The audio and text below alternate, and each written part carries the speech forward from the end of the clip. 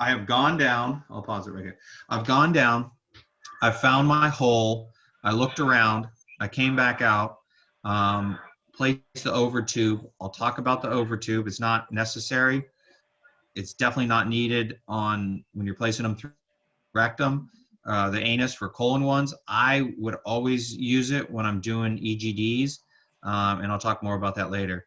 Put the over tube, and then I've gone back down, and now my clip is on my scope. This was a guy, we pulled a feeding tube. He had cancer.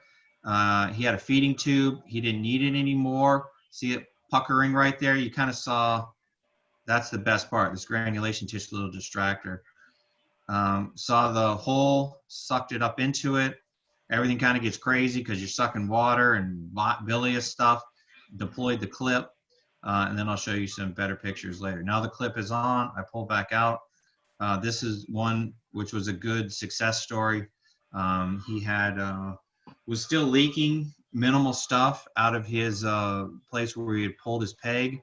3 months later, put in the clip, and he didn't leak anymore.